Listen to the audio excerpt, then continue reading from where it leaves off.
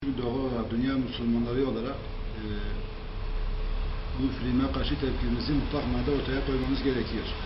Çünkü bu filmin arkasındaki güçler kesinlikle İslami köken düşman seçmiş olan güçlerdir. Dolayısıyla bizim de bunlara karşı tepkimizin çok daha ciddi, çok daha yapıcı olması gereklidir. Asıl belki de konuşmamız gereken olay şudur: Müslümanlar arasındaki dağınıklıktır. Yani Müslümanlar kendi arasında vahdeti oluşturmuş olsalardı, bunlar bu şekilde Müslüman üzerine gelmezlerdi.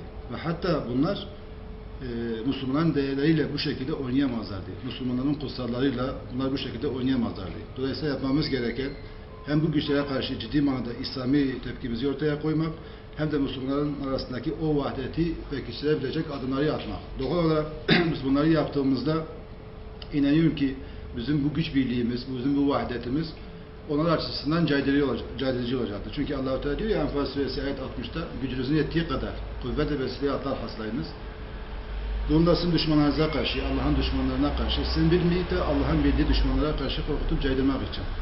Dolayısıyla biz gerçekten güç birliği edebilirsek, Müslümanları bir araya getirebilirsek, Müslümanları toplayabilirsek, Müslümanları yekvücut edebilirsek ve Müslümanlar arasındaki bu itilafları bir tarafa bırakabilirsek, o zaman bu insanlar zaten bu filmi çeviremezler. Bu insanlar zaten bu karikatürleri çizemezler. Bu insanlar zaten Müslümanları hedef noktasına koyamazlar. Çünkü niye? Müslümanların birliği kesinlikle bunları korkutacaktır.